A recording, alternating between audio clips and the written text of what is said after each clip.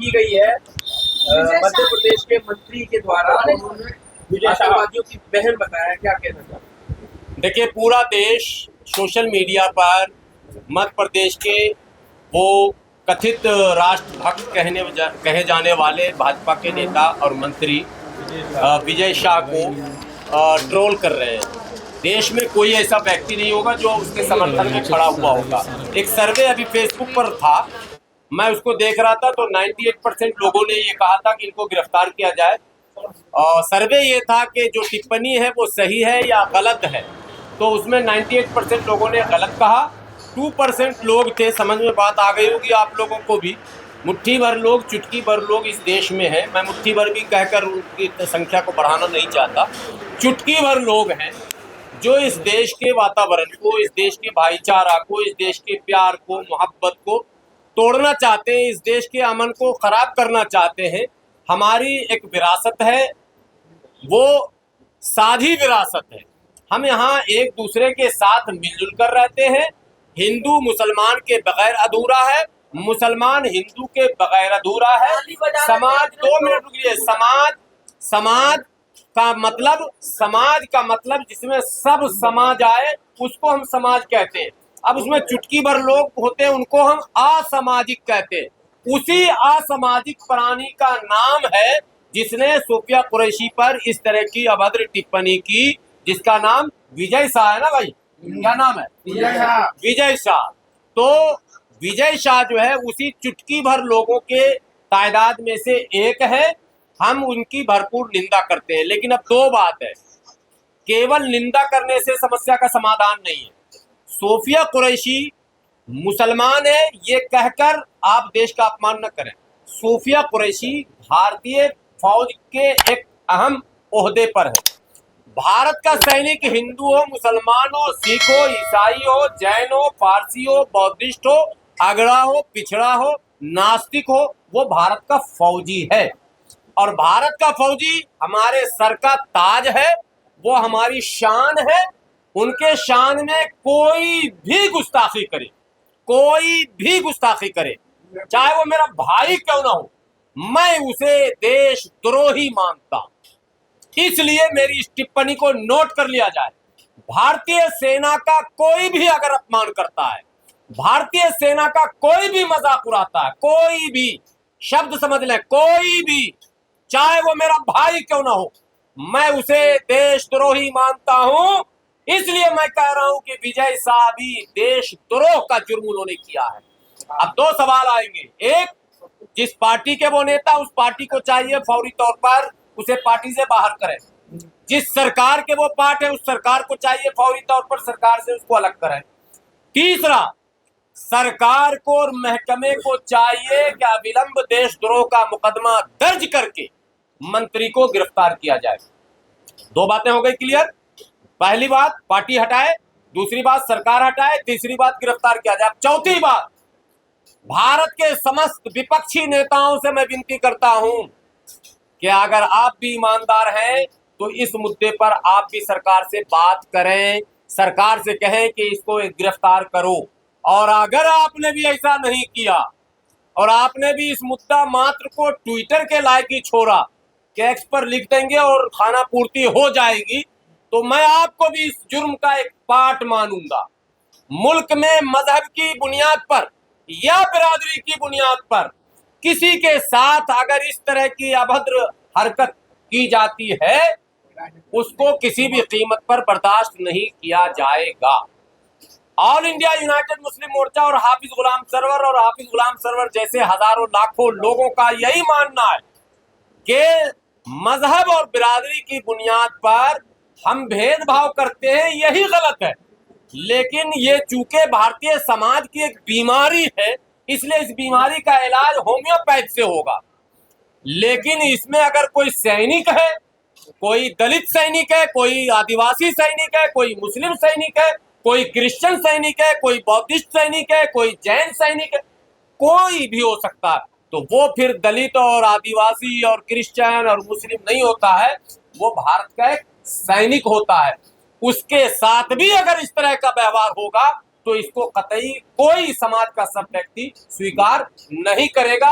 हम भरपूर निंदा करते हैं। हम सरकार से मांग करते हैं अविलंब बर्खास्त कर मुकदमा उस पर चलाया जाए और उसे गिरफ्तार किया जाए। क्या सजा होनी चाहिए, क्या सजा होनी चाहिए? देशद्रोह का जो भी सजा है तय है भारतीय संविधान में, वही सजा होनी चाहिए, हम वही मांग करते हैं। लेकिन अजय, जब वो भाषण दे रहे थे नीचे लोग तालियां बजा रहे थे, तो उन लोगों को क्या होना चाहिए? देखिए, ताली तो हमारे देश में वो एक नकली रबर का सांप लेके सड़क पे कोई खड़ा होता है ना, वो भी बजवा लेता अच्छे से, इसलिए उस बेचारे का जिक्र मत कीजिए। जनता भोली भाली हमारे देश में, नफरत तो भरा हुआ है। जनता भोली भाली है, लेकिन इस भोली भाली जनता को जो दिग्भ्रमित करता है, जो उसके दिमाग में कूड़ा करकट डालने का काम करता है, जो सोची समझी साजिश के तहत इस भोले भाले भारतीयों के दिलो दिमाग पर नफरत का जहर घोलता है, ऐसे लोगों की निशानदेही की जरूरत है। आप ताली बजाने वालों को मत ढूंढिए, भीड़ में ताली बजाने का हमारे यहाँ आम रिवाज है। क्या लगता है, क्या सोचकर उन्होंने आतंकियों को बहन कहा ऐसा होने के बाद? देखिए, एक ट्रेंड चला हुआ पिछले कई वर्षों से कि अगर अमुक अमुक धर्म का कोई है या अमुक अमुक जाति का कोई है तो उसको आप कुछ भी कहकर हाईलाइट हो जाएंगे और आपके ऊपर कोई कार्रवाई नहीं होगी। और मैं इसके लिए विपक्ष को हमेशा जिम्मेदार इसलिए मानता हूं कि विपक्ष इशू को फ्रेम नहीं कर पाता। आप मुद्दे क्या हैं और उन मुद्दों को कैसे हम सेंटर पर लाकर रखें। जातिगत जनगणना पर आपने देखा राहुल गांधी ने किस एग्रेशन के साथ बात की थी। तो जब राहुल गांधी जी ने कहा कि मैं करवा के दम लूंगा, याद है आप लोगों को, और जब प्रधानमंत्री जी ने घोषणा कर दी तो राहुल गांधी जी ने और उनके समर्थकों ने कहा कि देखिए हमने कहा था ना करवा के दम लूंगा। आज मैं सवाल करता हूं आपके मीडिया के माध्यम से, राहुल गांधी जी, विजय शाह के लिए क्या है आपका ख्याल, बताइए। अखिलेश यादव जी, विजय शाह का क्या होना चाहिए। और केवल विजय शाह नहीं, वो तमाम लोग जो किसी न किसी संवैधानिक पद पर हैं, वो इस तरह की अभद्र टिप्पणी गाहे बगाहे कर कर वातावरण को दूषित करते हैं। उन लोगों के विषय में विपक्ष की क्या सोच है? क्या विपक्ष ये बयान देगा कि मैं ऐसे लोगों को जेल में भिजवा कर ही दम लूंगा, मैं ऐसे लोगों को समाज से निकाल कर ही दम लूंगा, मैं ऐसे लोगों को कहीं भी किसी कीमत पर किसी भी चुनावी प्रक्रिया का हिस्सा नहीं बनने दूंगा। ऐसे लोग तो चुनाव में भी आ रहे हैं, पार्टियां टिकट भी दे रही हैं और दुर्भाग्य से वो विधायक और सांसद भी बन जा रहे हैं, जिससे हमारा लोकतांत्रिक व्यवस्था कमजोर पड़ जा रहा है। इसलिए विपक्ष अगर मुद्दों पर काम नहीं करेगा तो सत्ता जो होता है ना, सत्ता किसी को अगर मिल जाए ना तो ये नेचर है, ह्यूमन नेचर है, ये मानव स्वभाव है, उसके अंदर फिरौनियत आ जाती है। वो ये समझता है कि हम रोए जमीन के खुदा हो गए। ये सत्ता जिसको भी मिलता है, जिसको भी, मैं ये कह रहा हूँ, कहीं आप ये ना समझे कि सिर्फ मोदी जी को मिल गया तो भाजपा वाले ऐसा समझ रहे, नहीं, जिसको भी सत्ता मिलता है उसके अंदर वो जहनियत आ जाती है। विपक्ष का ये काम होता है कि उसको मुद्दों पर घेर कर रखा जाए।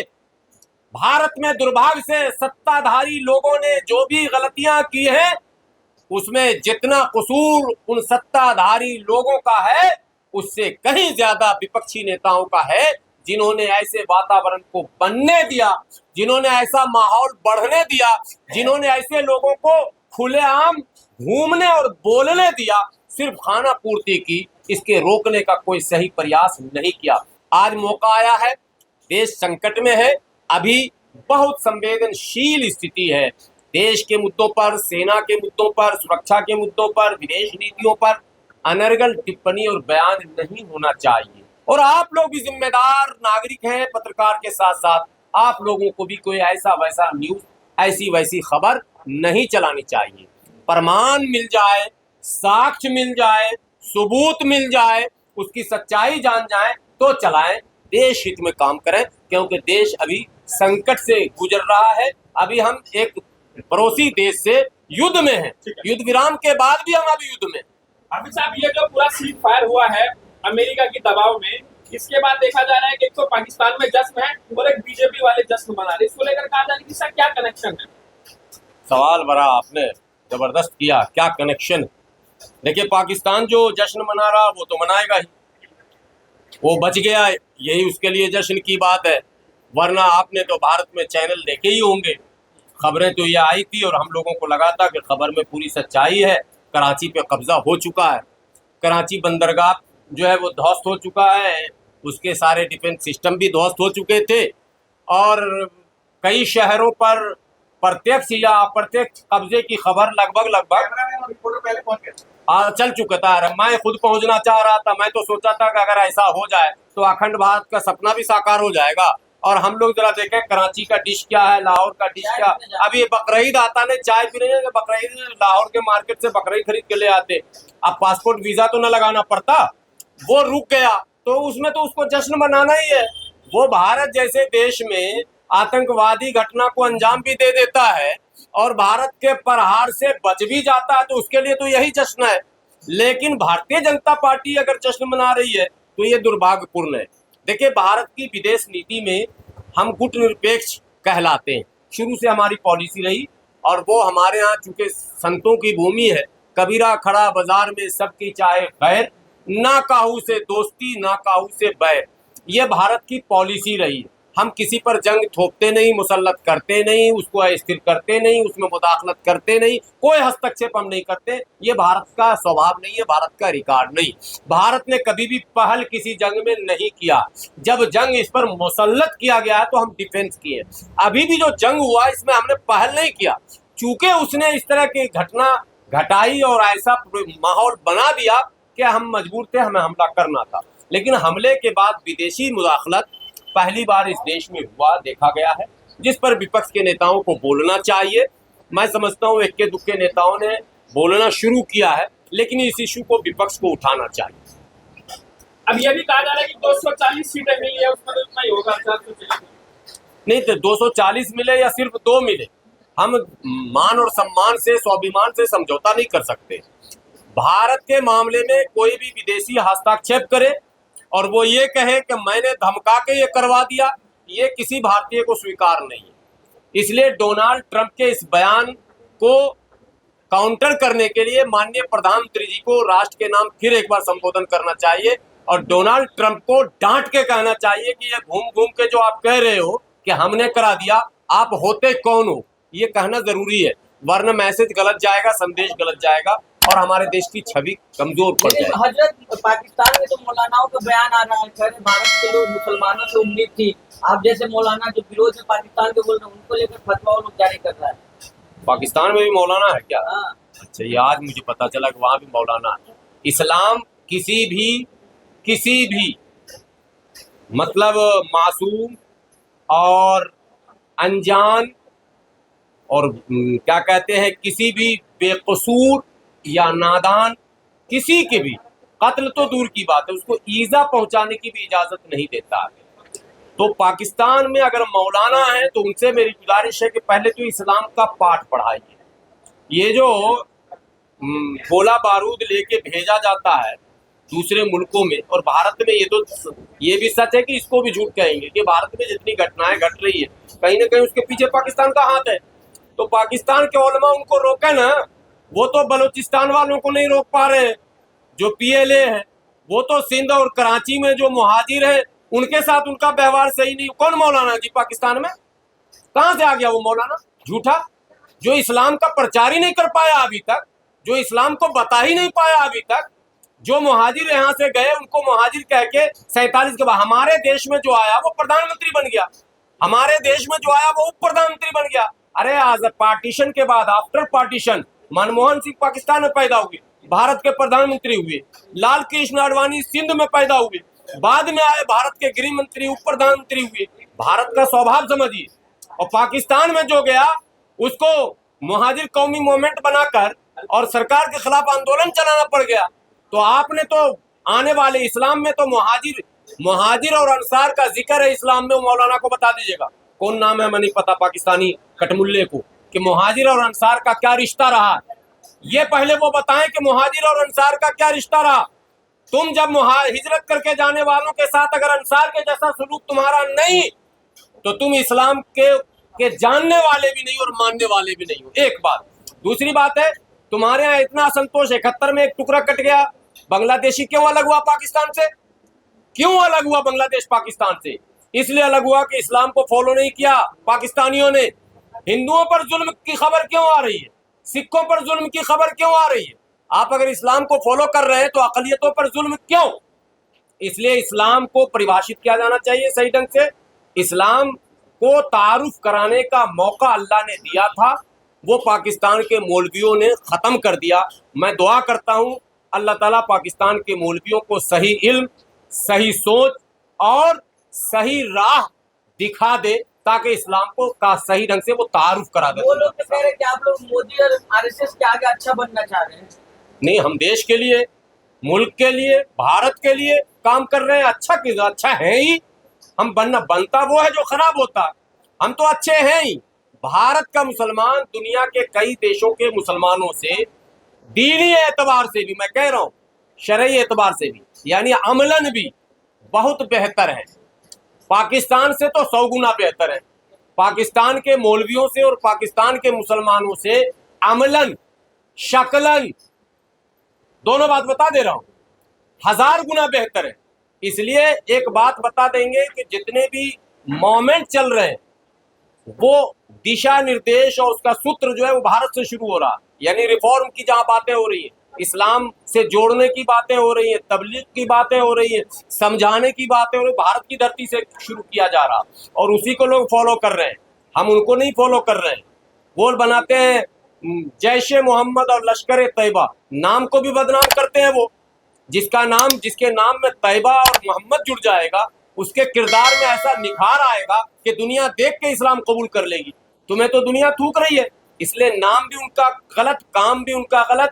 इसलिए उनको पहले सुधरने की जरूरत है और इस्लाम को पढ़ने की जरूरत है। ये पूछा जा रहा है कि सारे आतंकी मुसलमान क्यों होते हैं? नहीं, ये सवाल आपका गलत है। सारे आतंकी मुसलमान नहीं होते। मुट्ठी भर नाम नेहाद मुसलमान आतंकवादी संगठन में हैं। आतंकवाद की जो परिभाषा है उसमें नक्सली तो मुसलमान नहीं है। उसमें अभी जो पाकिस्तान को खुफिया जानकारी पहुंचाने वाले लोग हैं, जिसमें अभी शुक्ला जी गिरफ्तार हुए, आपको पता है शुक्ला जी गिरफ्तार हुए और सुनील नाम का एक व्यक्ति भी पकड़ा गया। तो वो क्या था? आतंकवादी नहीं था तो वो क्या था? और जो बम ब्लास्ट हमारे यहाँ हुए उसमें कई बम ब्लास्ट में उनके भी नाम है जो हमारे बिरादरानी वतन है, उनके धर्म के मानने वाले भी लोग हैं। तो केवल आतंकवादी मुसलमान होता है, ये नैरेटिव बंद कीजिए आप। आतंकवाद एक शब्द है, वो आतंकवादी हर जाति हर धर्म का होता है, उसका कोई धर्म नहीं होता। वहाँ पाकिस्तान में शाहिद अफरीदी क्रिकेटर सब रैली निकाल रहे, बोले जीत हासिल कर लिए भारत। अच्छा, तो जीत कर ले अगले क्या कहते हैं मैच में उसको धूल के भेज दिया जाएगा। तो शाहिद अफरीदी का और क्या गिनती है? मैच की ही गिनती होगी ना। हमारे यहाँ भी सचिन तेंदुलकर है, धुन देगा पकड़।